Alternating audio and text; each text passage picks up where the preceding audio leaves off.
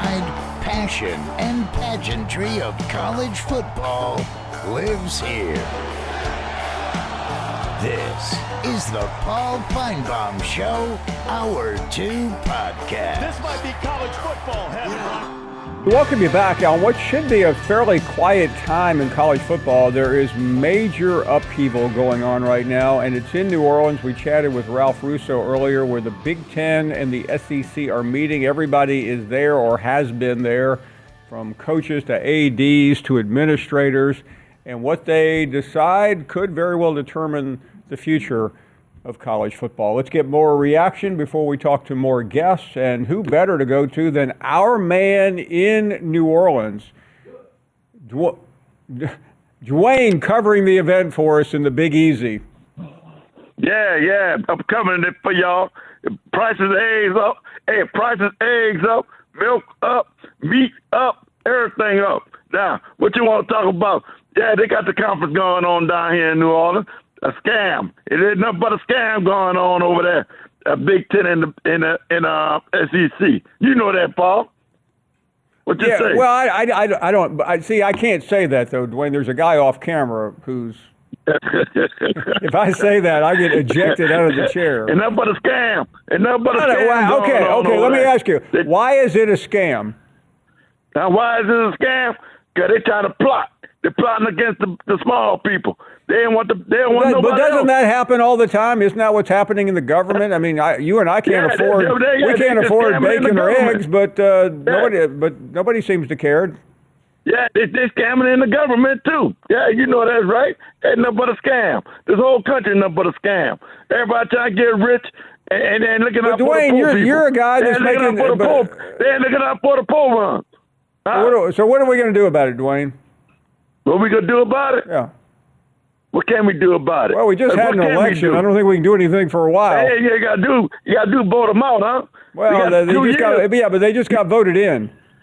Yeah, but they got 2 more years for Congress. Well, they got 2 years. They got 2 years to get the right people in there. You got people running. You know what, Dwayne? I don't think the right people want to run anymore.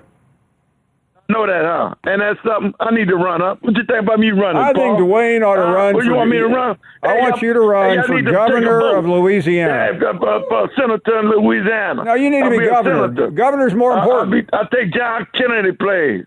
John Kennedy, you're not. Don't run against him. Now, by the way, Bill Cassidy, his term is up in 2 years. Why don't you run against him? Oh, yeah, Cassidy? Yeah. Yeah. You take a vote on him and ask the people, do they want me to run for senator, for Louisiana senator? Hey, I'll take care of you. I'll watch out for the people. I'll come to your house. I'll give you a piece of my paycheck and let you get a piece of it. You know what I'm saying? I mentioned the other day, if I get elected governor, I'm not even taking a paycheck. Yeah, well, by the way, it doesn't mean I'm not going to have some. Randy's going to take a collection up every Sunday for my salary. Hey, Paul, I told my wife. My wife won't tell me Eli Musk ain't taking no paycheck, no pay cut for the people. Well, he's not. Why does he? He's worth $50 billion. I'm not taking a pay cut out this world.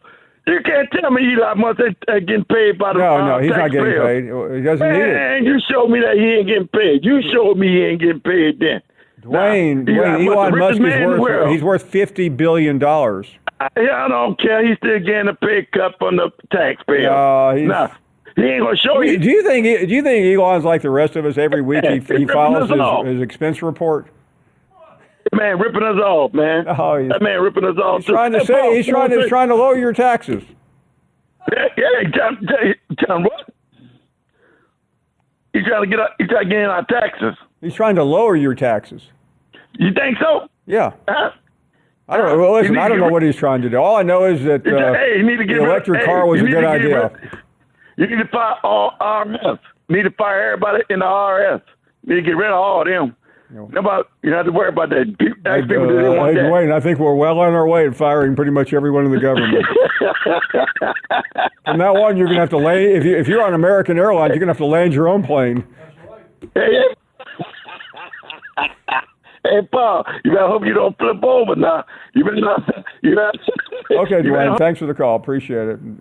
I don't think Dwayne's going to get elected governor of Louisiana.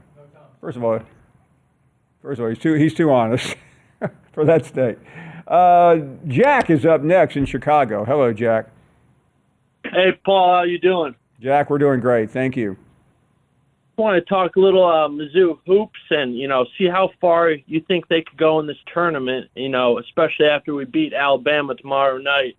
Well, I think that is a really big indicator of what Missouri basketball is going. I mean, I think they've been really good so far. I like Coach Gates. But I think if they can pull that victory off, it's going to really help. Do you see this as a team that can make it to San Antonio? Because I sure do, especially after we beat the Tide tomorrow night. I don't think it looks like a Final Four team to me, but I think Sweet 16 is doable.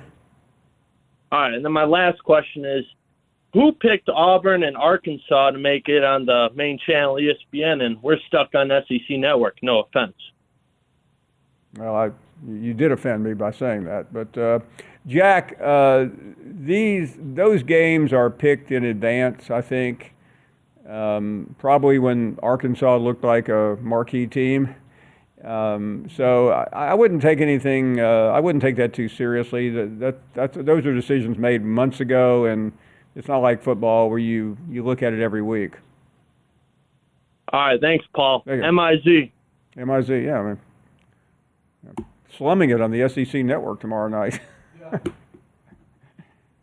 It still is. This is a national network. I know. I mean, that's how many. I mean, listen. We had Luther Burden on the show a couple of months ago. He was complaining about being on the SEC Network. Now, our friend a minute ago was complaining. I mean, if you don't want to be on the network, we can make sure you're on Plus. You can be on Extra, whatever it's called. Why do Missouri fans complain so much about where their games end up? What kind of coverage were you guys getting when you were in the Big 12?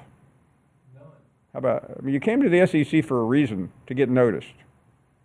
Deal with it. How's that working? Trey is up next. I agree with you, Paul, but Dwayne forgot one thing, Paul. One thing that's not up is LSU basketball, Paul. No, that is an absolute disaster. But, Paul, the guy that said that you should take the top 30 teams based on schedule, Paul, you can't do that, and I'll give you the exact reason why.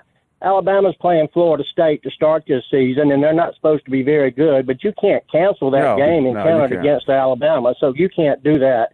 But I want to tell you, so Legend made some good points about Mark Sears yesterday. The guy that called in and said he's a coach, and I'm not going to – this is not meant to put him down or anything, but I would have benched Mark Sears and Grant Nelson way before that, Paul. And Nate Oates knows he has a team to win a national championship, but he can't do it without Sears and Nelson playing at their best. And if he has to risk losing a game or two to get those two kids playing like we know they can play, I think he deserves to sit them. And I don't see anything wrong with it. And I give Nate Oates a lot of credit for doing that. So thank you for taking my call, Paul. Thank you very much. Billy D is up next. Hello, Billy. Hey, Paul, man. Hey, lately I would feel more comfortable with me landing my own plane than anybody else landing the plane. You make a good point there. I mean, flip a coin, right? Just kind of walk me through a little bit of it. Paul, real quick, two things. When do you take ownership of your new house? I think it's going to be in mid-May. Mid-May. Man, look, does that house come with all that wine? Does all that wine come with the house? The people that previously owned it left the wine. Yeah, they did. And I need to learn how to drink wine because I currently don't.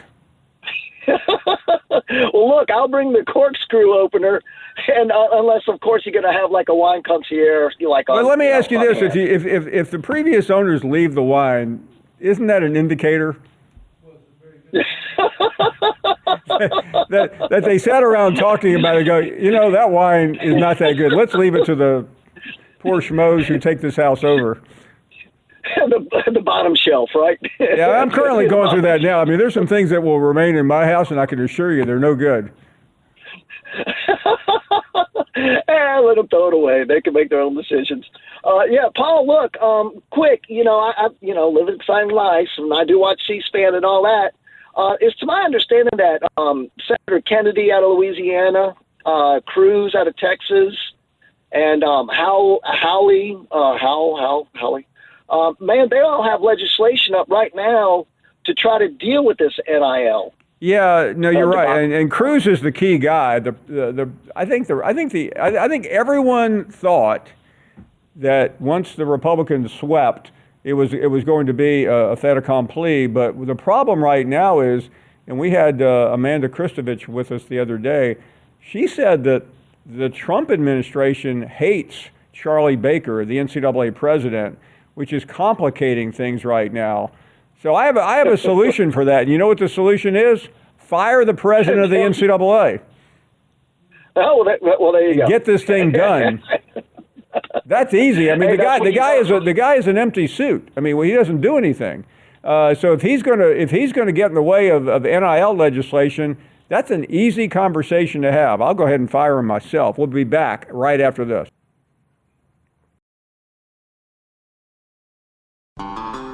You're listening to the Paul Finebaum Show podcast. And welcome back. David Hale joining us shortly. Vance is up next in Georgia. Hey, Vance. Hey, Paul. I hear a lot of unfair questions asked to you, and I'm getting ready to ask another one, because I don't think that we should assume that you just have an instant answer. But is what's happening now is the NCAA is just waiting for Congress to make a decision? Is no one taking a leadership role at all? Well, the reason why nobody's taking a leadership role, Vance, is that the NCAA doesn't have any leaders. They have a $2 million a year empty suit former governor of Massachusetts who is supposed to be leading the charge, but since he really doesn't have any power because Sankey and Petiti have already ripped it away from him, he basically sits around and does intellectual podcasts with people and gets who want paid. to talk. Yeah, well, he gets paid, and not only that, he has one of the best jobs I've ever seen. He doesn't have to work. Well, I know that Trump. By the way, he's also collecting a pension from Massachusetts. Yeah, I know, and I know that President Trump is prone to hold grudges, and Yes, you better believe it. I don't know the man. I don't know what the hell's going on, but it reminds me of that conversation when you were asking Ari to explain himself on that large statement he made about you being a threat to college football. Right. And he said, oh, the NIL and the portal doesn't matter. That's fine. If people are going to keep going to games, I'm like, that is a problem. But here's another point, just between me and you, Paul. Yes, sir. You think he's going to enter the ring with Brad again? No, I think Ari Wasserman has had enough of Brad. I was sitting here thinking about it. I'm like, because his arrogance was so profiled by like. Well, Vance, I used to be a sports writer, and sports writers think they know everything, and because they don't have to do what we do here. They don't have to answer to the critics. They can just laugh them off. There's no real interaction between a sports writer and the people that consume what he says. Well, I was sitting here thinking about it. I said, you know what? That man's not going to get back on the phone with Brad again. Oh, no. I mean, the boys in the back room may have given the fight to Ari Wasserman on whatever system they had. But Brad left the guy bruised and battered. I mean, it's like he broke his ribs, and Ari kind of limped out of the ring, holding up. He barely could hold up the belt, couldn't he? Well, the worst thing that happened was when Brad was starting to name champions and this, that, and the other, and Ari, he acted stunned and insulted, and he was like, "You think I don't know?" And then he proceeded to give two dates, 2006 and 2019, with the wrong national champions. The only thing I think Ari would be qualified to do is sit on the college football selection committee. Oh, Lord help us. Yeah, God. Well, I'm not going to say anything. And then he would let in Indiana and Indiana's second team. Hey, thanks, Vance. Great to have you on. Let's continue more phone calls here. And how about John in Texas? Hello, John. Paul, how's it going? Very well, thank you. Hey, so I got kind of what we were talking about earlier, the playoff thing. I think we've taken a very simple process and made it really complex. And your caller earlier that was mentioning how, the last 11 years or so, the top four SEC and top four Big Ten teams and two of the ACC and two of the Big 12 teams make it.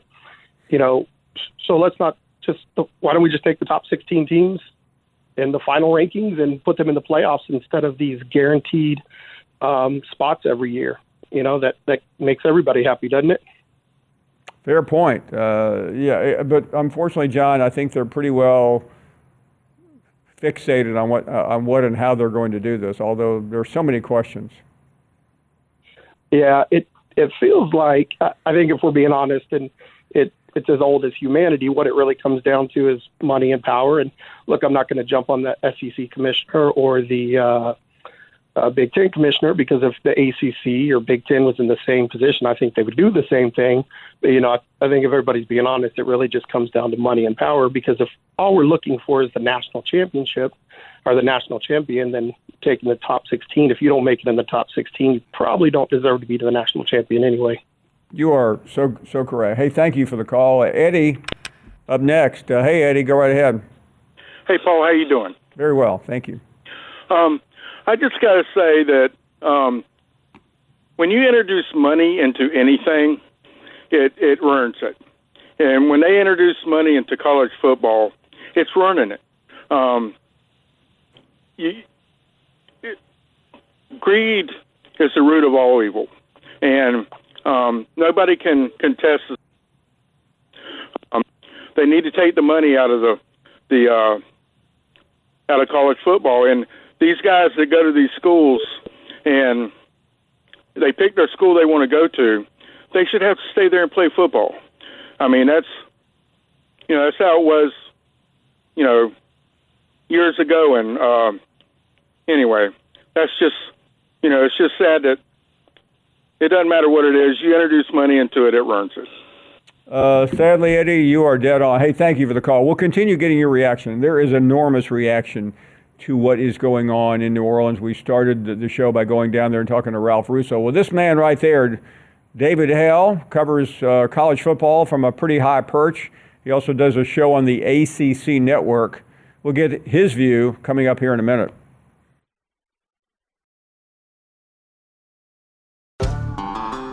You're listening to the Paul Finebaum Show podcast.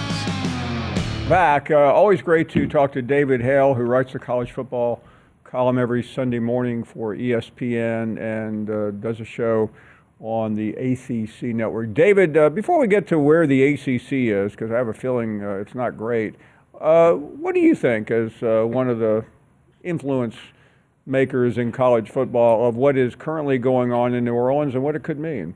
I think this is a little bit of posturing to some extent, and that makes sense. Look, the SEC and the Big Ten understand who's calling the shots here. And frankly, as I've talked to administrators outside of those two leagues, in the Big 12, in the Group of Five, in the ACC, some people are fine with this because we have been in this sort of giant crock pot of a million people throwing their ingredients in and saying, I've got an opinion about what the future of college football should look like, and getting nowhere. We're just riding the waves wherever they take us, as opposed to saying, how do we put the boat and aim for dry land somewhere? So I think there's people who are just pleased that even if it's not them that's making the call, somebody's sort of looking at, like, where do we want to take this sport? Where do we want to go? Now, of course, the devils are always in the details. And yeah, I've talked to folks who are very displeased with some of the conversations about auto bids for the playoff and stuff like that. But then, I've talked to folks around the ACC and Big 12 too, who think like, maybe it's not the worst thing in the world. If we're guaranteed two, that might be better than we do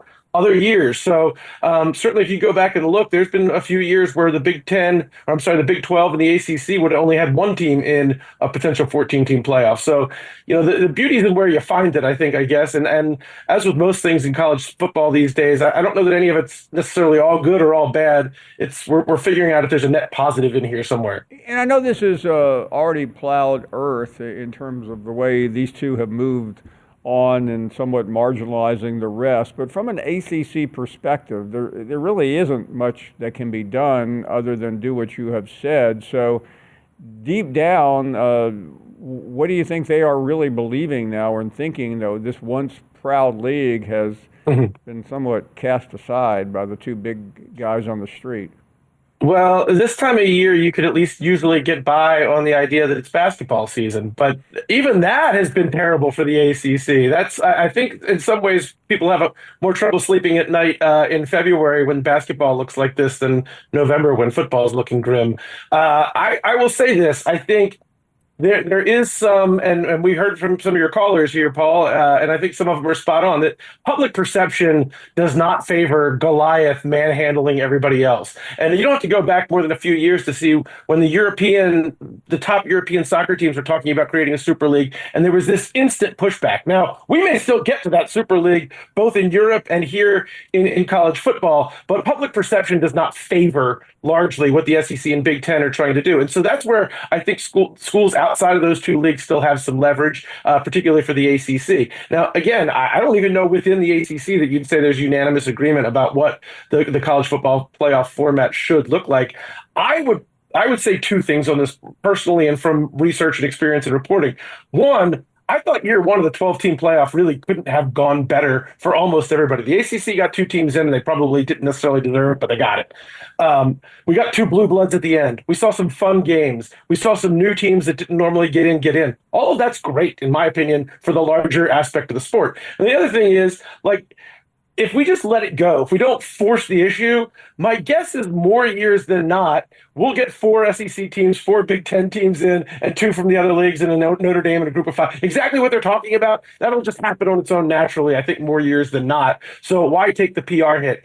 But the other aspect of this, too, to remember is this coming up year, that's already more or less set in stone. They need unanimous vote to change something. I doubt that happens. We're talking about the next 6-year run of this college football playoff that'll take us out through the 2032 season. And I know that sounds a long way away, but Paul, the more I talk to folks, and I'm sure you probably hear a lot of the same things, that feels like the inflection point because as we talk about a settlement in the ACC with Clemson and Florida State, they want reduced penalties for exiting the grant of rights around that same time. TV deals for the SEC, Big 12, and Big 10 come up around that same time. Everything is sort of narrowing in on this point, 2031, 2032, where I think we see real seismic change in what college football and maybe college sports in general develop into. We're working around the edges right now.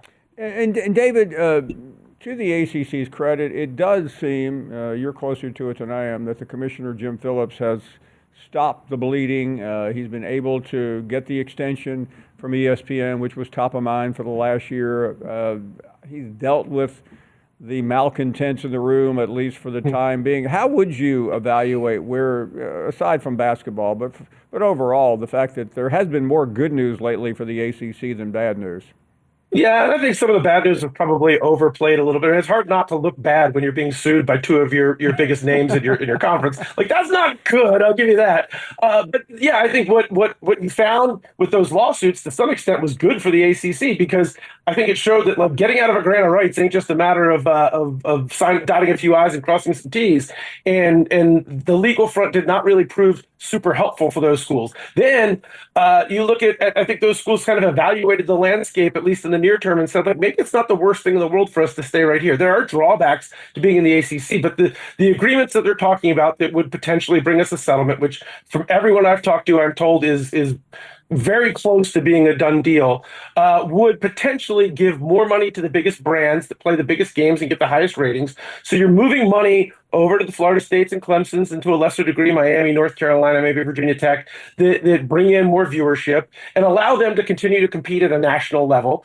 Everybody else is going to have to sort of take a little bit of a swallow hard moment. But I think the other aspect of this that probably hasn't been talked about enough is some of these schools that had their head in the sand in the ACC about hey, we're not going to to negotiate with terrorists here. We're not going to let Clemson and FSU have more than us. They saw what happened to the Pac-12, and they saw where Washington State and Oregon State are right now, and everybody looks at that and says, please, not me. I don't want that. So, yeah, I mean, I think there's going to be some losers in this scenario, and the ACC, life is not perfect. But I think everybody can say the schools that were really complaining can say, hey, we're now closer to the SEC and the Big Ten. And the schools that didn't want to give up anything can say, well, at least we're not the Pac-12. And in that case, everybody's happy.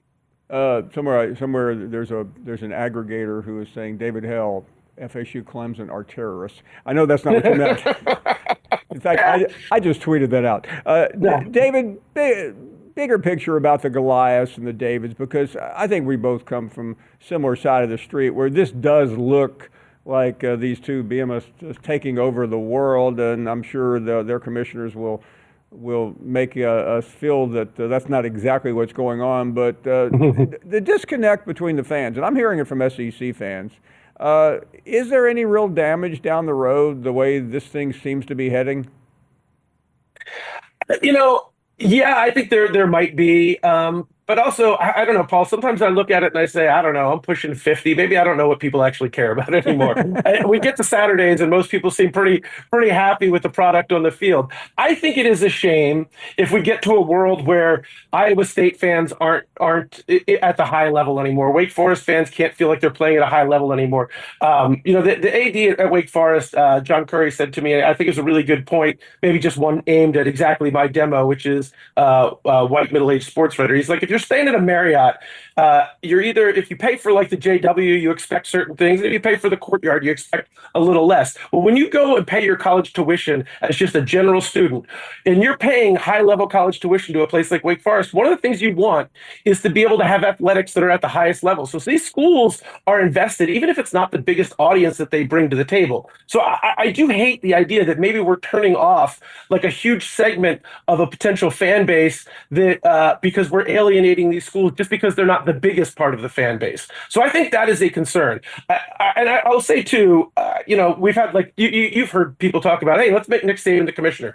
I don't care if you make God the commissioner. It ain't changing anything unless the powers that be, and that of course is Greg Sankey and Tony Petitti at the top of that list, and ESPN and Fox probably to some extent too, agree to cede some of the power that they already have. There's no way to make this entire thing work as an industry unless everybody's willing to work together towards the same ends. And right now, it's just everybody is sort of looking out for like, how do we make this, there's a gap in what the future of college football looks like. And everybody's sort of trying to paint the picture that makes it look best for them, as opposed to looking best for all of college football. And I think that's there's risks absolutely involved there. Now, whether or not that means in 10 years, the sport has fallen off a cliff, I highly doubt that. I just think the sport is too darn good and too many people like it. But I do think you start to chip away at a lot of the things that we love, the more we make college football just NFL light, because I already like college football more than the NFL. I don't want it to be more like the NFL. I like it how it is.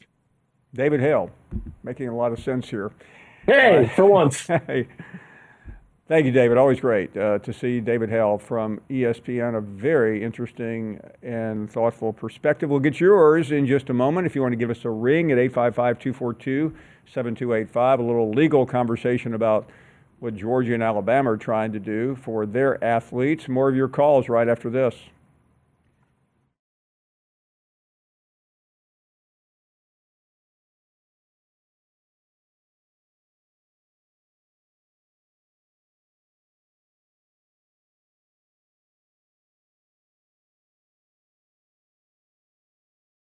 You're listening to the Paul Finebaum Show podcast. I'm curious what folks think about what David Hale said in terms of the disconnect with what's happening in New Orleans and the average college football fan. Hale seemed to indicate that there is going to be a turnoff now. What does that mean? Does it really metastasize over a period of years? But it is becoming clearer that college football has moved on from the quote-unquote little guy. But I also don't know if even though I hear a lot of fatigue, I hear a lot of criticism, and there is a disconnect, the fans still show up and people still watch. So what exactly is going to be the net of all of this? Let's continue with more phone calls, and Johnny B is up next. Hey, Paul, I've got a comment on that, but first of all, I have something very important. It was on last night, and then you played it in the break a while ago. It advertises we will have Bruce Pearl on driving down I-20. Bruce Pearl has broke the laws in Alabama. Distracted driving is against the law. Bruce Pearl needs to be arrested. He's already broke the law in the NCAA and got in trouble and he got out. But he clearly broke the law in the state of Alabama. What do you think about that? Can't you just accept the beating on the court? You have to try to get Bruce Pearl thrown in the slammer. Oh my God! No, I did think it was very everyman of Bruce Pearl in that interview, though, Johnny, to say, "I am heading to my lake house, of which I have not been since Christmas." Yeah. By the way, Johnny, you live in Alabama. You don't live far from lake. Who goes to the lake on a 35-degree winter day? Well, we've got one, and we don't go there a lot this time of year. There's not a lot to do. I don't, and would not go to a lake house unless it was 75 degrees. I mean, it's absurd. But I guess Bruce wanted to get away from that. He might have got a hold of Hugh Freeze's phone and had some celebration going on. I think they live on the same street at the lake, by the way. Hey, Johnny, I wonder. I guess the hustle and bustle of Auburn is so overwhelming. You have to get away to the lake, don't you? Yeah. Hey, I'd have stuck around and got me some free toilet tissue out of the trees and stuff like that. But yeah, he needs to go. Whatever county he was in when he was on I-20, he needs to go. Turn himself in and just go ahead and get that ticket. But typical Bama fan, we can't beat them on the court, so let's get the coach arrested. He's not above the law. We got to take him down. But on this other thing, the participation trophy guys that still got them on display in their little short sleeve shirts with their assistant manager titles calling in today. It's just like, it was proven this year. Nobody wants to see these weak-ass games, and Brad brought it up the other day and just blew Ari out of the water on it, and that's where it's headed. And when you add value to your games like Sankey did, you should be rewarded, not punished. And like several callers have said, strength of schedule's got to be figured into this thing. But watching these games that meant nothing has got to go, or the games, they'll lose interest and people will just move away. But it's interesting to watch it all unfold this time of year, which is usually a boring time of the year. But thanks for taking my call, and Bruce, go turn yourself in. Frank is up next in Missouri. Hello, Frank. Paul? Yes, sir. Good afternoon. Hello, my friend. How are you? I am doing great. Thank you. I've been longtime viewer, first-time caller. Thank you. And I've been watching as you have been taking it on the chin from people because you kind of ruffled their feathers about different teams and who they support and who you support. And so I've got a humble suggestion, my friend. Okay, please. I would suggest we talk about barbecue, because I don't think any good viewer of yours would have any kind of strong feelings at all about barbecue, right? Let's see. I can't wait to hear this. Okay, so here's my suggestion.